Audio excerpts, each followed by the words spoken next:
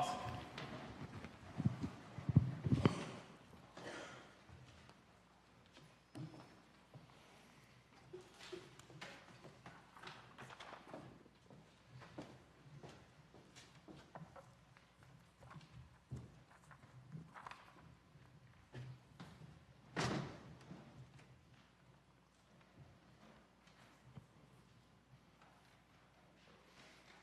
I hope you enjoyed not only the rhythm and sound of that song, but the words and what they do to remind us, set us up as we've been thinking about these things for a while now, teaching from the Sermon on the Mount and being reminded that something really crucial that Jesus is doing.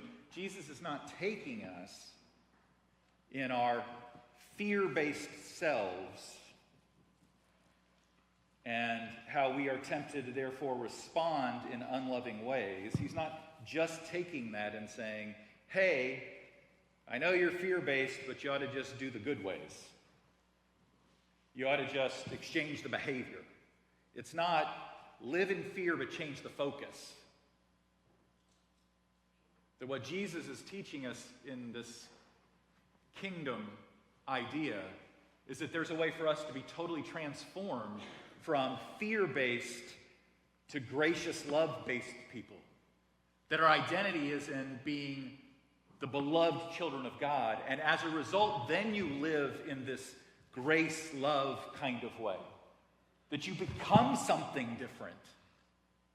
And as a result, you're going to live in a different way. Not just you stay in the fear, but that the perfect love casts out the fear. That sometimes in instance and oftentimes over a long period of time. And that's what we started to address last week. We looked at Matthew chapter 7, verses 1 through 6, and a few things that were in there that we just are mindful of as we prepare today. Was whether or not we're ready. That when we're not ready, then we're not really able to appreciate things oftentimes like a pig that can't tell the difference between a pearl and a pebble. And that we oftentimes rear back and tear things, distort things to pieces. So there's a question if we are ready to be people who want to learn and change and transform and not just live in fear. There's a question then, if we do that, are we willing to change the way we see? That most of us have learned, most of us live, and most of the old way is about measuring up. Judgment in such a way that it's a grade sheet instead of grace. And as I'm saying, Jesus is not just saying, hey, change the scorecard. Jesus is saying if you change you throw out the scorecard. That you don't use fear even just to get people to do good. That you actually change the way you see from grades and your own grades to grace. And as a result, seeing differently, instead of building up resentment and comparison and competition, you build up compassion. And then the key part was about this challenge we have that we want to. We are going to talk about, we talked about this morning, where you help others. Help others with the specks that are in their eye. But that the problem is we got planks in our own eyes. And those planks, we can describe in a lot of ways, but many of those planks, they come out of fear. The fear that we have, the grades that we give ourselves, we are so caught up that instead of fear being just part of what happens in life, instead of fear being something we can identify that we might have to adjust for, but when the fear has us, it so blinds us or so deafens us or we so drown in that fear that it affects even the good that we want to do, the love that we want to communicate. And so the way we mention that is that very often when you and I are in the midst of wanting to do good on behalf of somebody else and help them with the speck in their eye, the fear that's already in us, the grading, the measuring up that we already have in us, the comparing ourselves to others that is already in us, oftentimes surfaces as voices in our head, voices that come out of our own experience and make us feel like we have to wear one of 3 costumes or masks. It's interesting because this Friday, I sat in my front porch and gave out candy, and I saw these very same kinds of characters.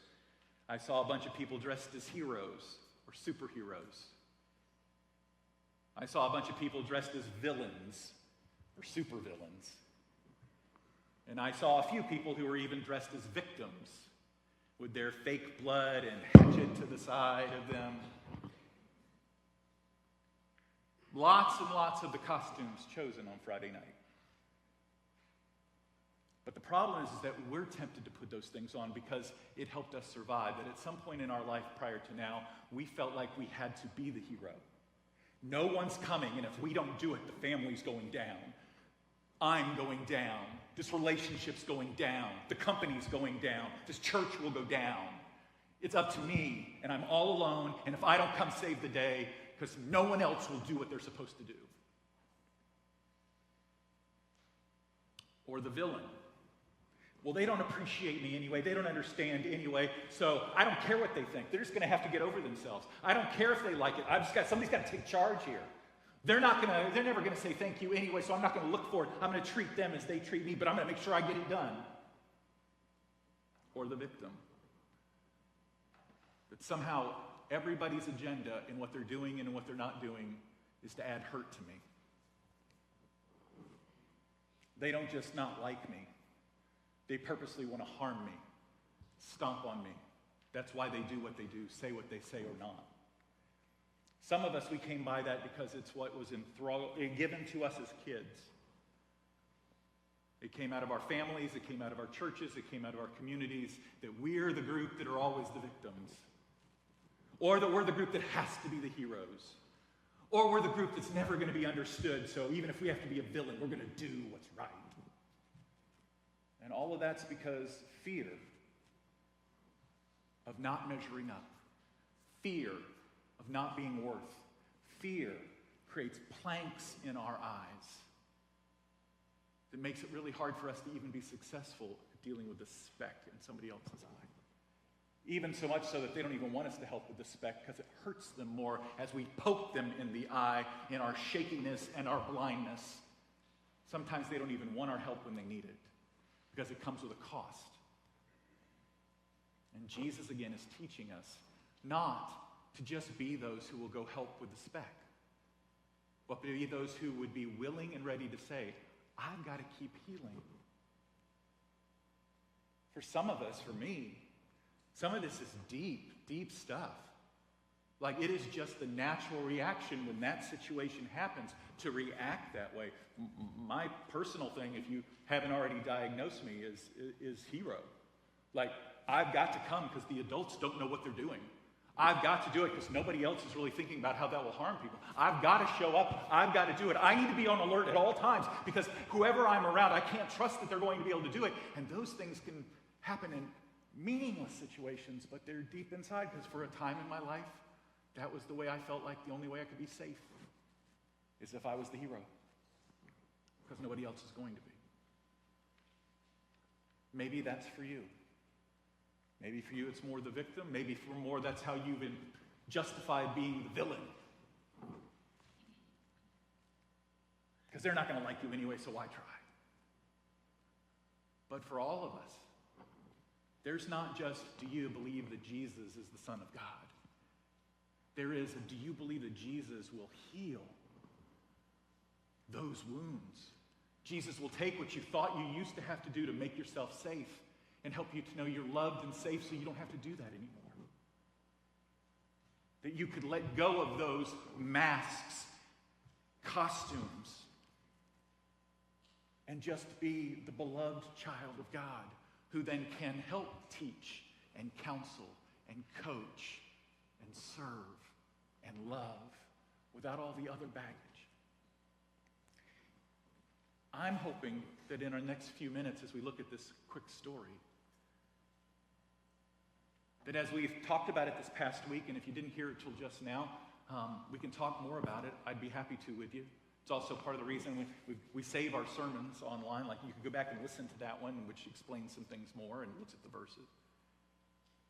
But for those of us who are ready today, I want to give us a bridge to get us to communion as just a step in the direction of, I want to keep healing so that I can be good at helping.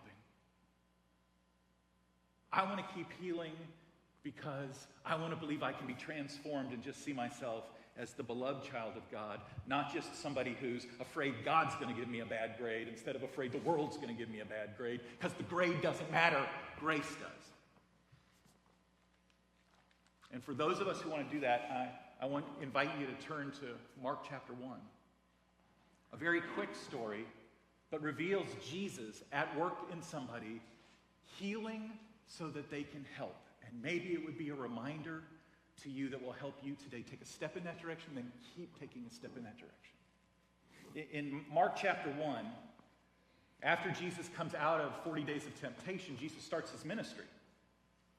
And as he begins his ministry, he's teaching, he's healing, he's doing these things, and he's also calling disciples. And so as you start to read through, you find that Jesus has called at least 4 of them, the brothers, Simon Peter, Simon who we call Peter, and Andrew, they're brothers. And then there's 2 other brothers, James and John. And at least these 4, he's collected them, called them, they're starting to walk around with them, and they go to a place called Capernaum. And while they're in Capernaum, it becomes a Sabbath day. And on the Sabbath day, the 5 of them go into a synagogue. And at the synagogue, Jesus takes one of the turns in teaching. And he teaches in such a way that the people are amazed. This is a different kind of teaching. He doesn't seem to just be an expert in it, or he's memorized it, or he's studied it. He seems to be speaking something that's got a different kind of power and authority and originality. He seems to be the author of what he's saying, not just the expert on what others have said. And then something happens where an individual kind of makes part of a scene, but it's not really the individual, it's somehow a spirit within this individual, a spirit that isn't for good, that starts to identify, and somehow through this individual identifies Jesus in a way that is strange. And Jesus goes forth and heals this individual. On the Sabbath, in the synagogue, that can be all kinds of problems for another conversation. But he heals him, he sets him free from this spirit. Don't miss it, because it may not feel like we could be very close to this kind of thing, but from this spirit that somehow seems to be inside of the man and gives messages through the man that aren't of love, that aren't of peace. And so people are even further amazed. Wow, he's this kind of teacher, and he has this kind of power to heal or deliver what seems to be the kinds of things that would take us over from the inside out. That would lead us, even when we're trying to be loving, to not be so loving. That even though we say we believe these things, to still live in fear and grade ourselves and grade others and build up resentment. And even when we're doing somebody else good, we end up walking away thinking about how unappreciative they are and how much better we are than they are. And none of that is healthy. And when they leave the synagogue, they make their way to the house, or the collection of houses, like the compound, where Andrew and Simon Peter live. Pick up in verse 29 with me. It says, as soon as they left the synagogue, they went with James and John to the home of Simon and Andrew. Simon's mother-in-law was in bed with a fever, and they immediately told Jesus about her. And so Peter, who we know, Peter is married. And Peter has a mother-in-law, and Peter's mother-in-law apparently lives with them, or at least with them in this complex, in this collection of how there might be several homes that are all connected in one kind of living space. But as they arrive on that Sabbath day, she's in bed and cannot get up. She's ill. She's probably been ill for a while. Who knows if she was ill when they left to go to Capernaum, because we don't have any idea how long they were there and what they were doing. But as they come back, and so someone says, oh, by the way, Peter's mother-in-law, she's really ill, and Jesus finds out about it. And look at what Jesus does, because I want you to see not just the story, but how it might remind us in our story. It says in verse 31, so he, Jesus, went to her, took her hand, and helped her up. I want you to really visualize these things and think about what it means. Jesus went to her. Jesus initiated making it happen. Jesus wasn't afar off. Jesus didn't have to be prayed and drawn in. Jesus wasn't busier than anyone else, and so he didn't have time for this. Jesus went to her. And Jesus reached out his hand to her hand, and not to miss, like when we don't make too big of a deal. If she's ill, then she's unclean. Jesus who's clean, Jesus who's celebrating the Sabbath, Jesus who's teaching in the synagogue, Jesus who's a rabbi, Jesus is clean, and yet he's willing to touch the unclean one because he's not worried about keeping himself clean. He's going to use himself to bring her back to wholeness. So he reaches out to her in her illness, disease, unwholeness, uncleanness, however you describe it. And then Jesus helps her get back to standing solid on her feet. I want you to see that because I want you to believe that that's actually what Jesus is available for you today, every day. That if I'm ready, God, there's this thing I want to heal from, and I don't even know how it happened to me, and I don't know why those are the voices that seem to overtake me, and I don't know why those are the masks that I think I have to put on, and I don't know why that's the fear that I can't get rid of, and I don't know why there's this, in essence, spirit inside of me, but I really want to be whole, to know that you don't have to go searching or proving or finding something. Jesus is already coming at you and reaching his hand out to you, because it doesn't matter how messed up you are, how broken you are, how hurting you are, how diseased you are. He is not offended by any of that. He wraps himself in you and around you to help you come back to standing whole. That's the way Jesus just is. Not just for her, not for the special ones, not for the ones who know the magic prayer, not for the ones who have done all the good, but in the midst of our brokenness, where some of the junk that we do, we don't even know why we do, and we just can't even stop ourselves from doing. And yet he's saying, I am aware of your need for healing, and I'm already moving in your direction. Will you just join me in healing you? And what happens? What happens to this lady? It's very short, but think about what happens to her. It says, the fever left her. The thing that was holding her back. The fever left her, and she began to wait on them. Now, see, the thing is it's way too often we just kind of skip past and say, like, wait on him. It sounds like, oh, well, she got him, she did some chores. Well, she served them. Maybe even in a way that she had to make up for all yesterday, when she would have done all the preparations before the Sabbath, when she was allowed to do the work, that she's doing it now because she's hosting, because she's caring for somebody. But the bigger thing than that is this very word that we see here as to wait on in this NIV is the same word that's in verse 13 of chapter 1. When Jesus, at the end of his wilderness experience and his temptations, it says, the angels attended to him. See, this wasn't just she did some chores. She got him something to eat. The idea is that being made more whole, she got up and was able to serve in a way that somehow is in a very similar sense that the angels would serve Jesus. That there was a divine sense of a loving mission that is meeting the needs practically of the people right in front of me, which is exactly the kind of people we want to be. Which is exactly the kind of opportunities that we stand here and say, wouldn't you volunteer? Wouldn't you give? That we could be the kind of people who would lovingly serve by helping others with the speck in their eye. But that we would know that the two things that we must do in order for that to ever happen is, one, change the way we see everything. Because the way we see everything has been up to this moment fear. And it is about giving a grade to ourselves and others, and it builds resentment. And to believe that based on nothing other than this is how God is, and this is what God says, and this is how God sees us, that we are actually the beloved children of God, and our foundation is in love, and your foundation is in love, and I'm giving to you not to make you a better person or because you deserved it or don't deserve it, but because love is the flow of what we're doing. And I change from seeing everything as measuring up to the fact that we are already worthy and valuable and loved and whole.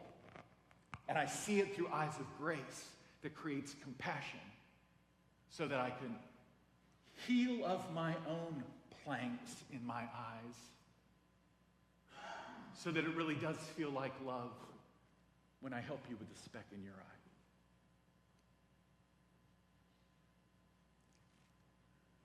The question still comes back to, are we ready? Are we ready individually together to be the kind of people who would say, I'm not going to try to fake everybody out like I don't have any shame. I'm not going to fake anybody out like I don't have any place to heal. I'm not going to try to compare myself to others and say at least it's not as bad as.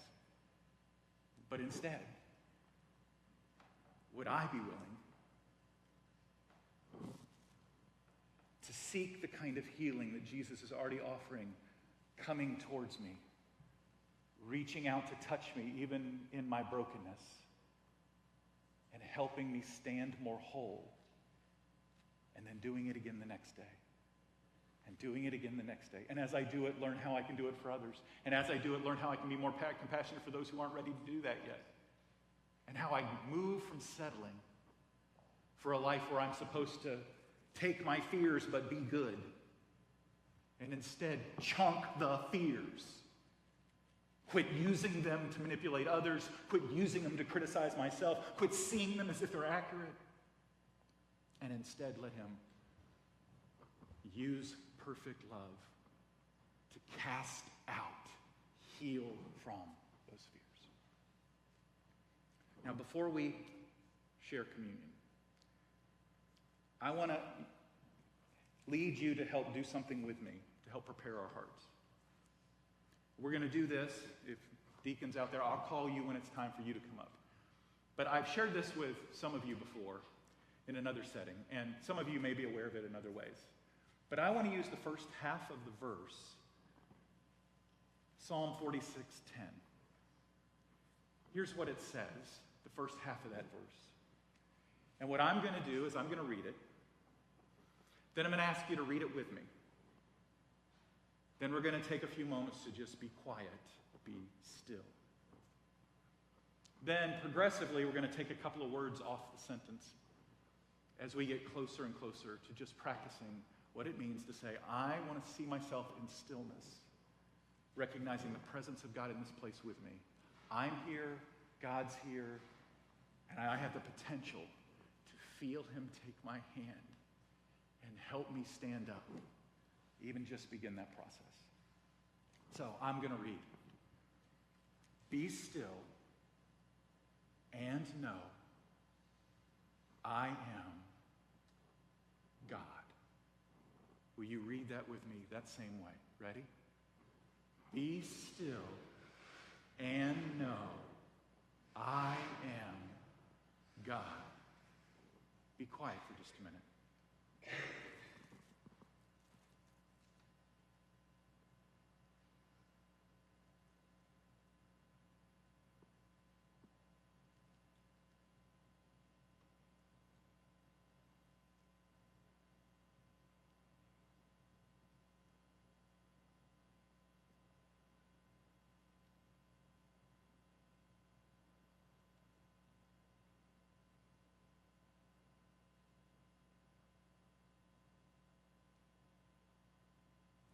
Now I'm going to read without the last word, but it's still with God there, because God is the great I am, and he is the I am that you need for every single thing.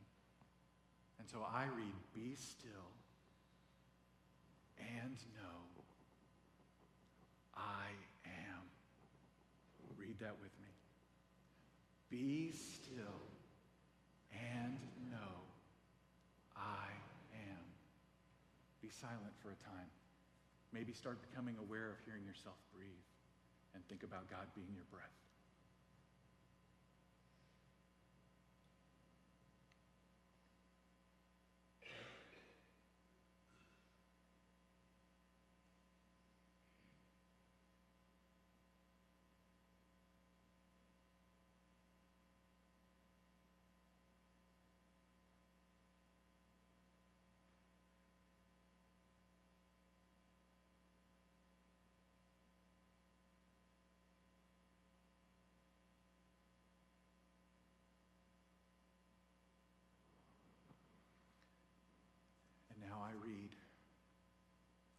Be still and know.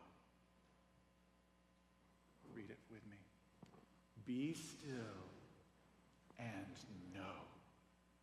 During this few seconds, what is God wanting you to know?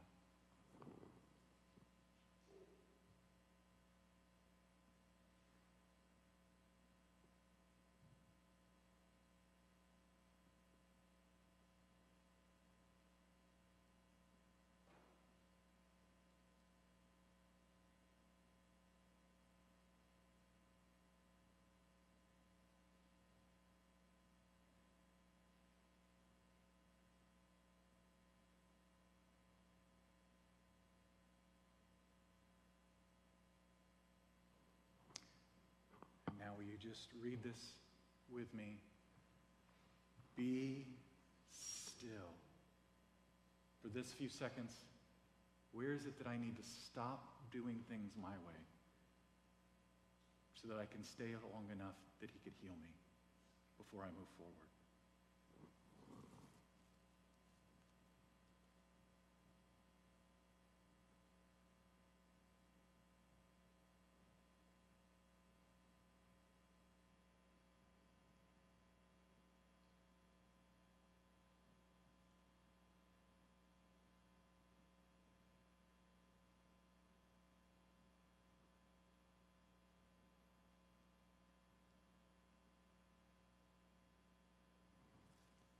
And now will you just say this last word with me?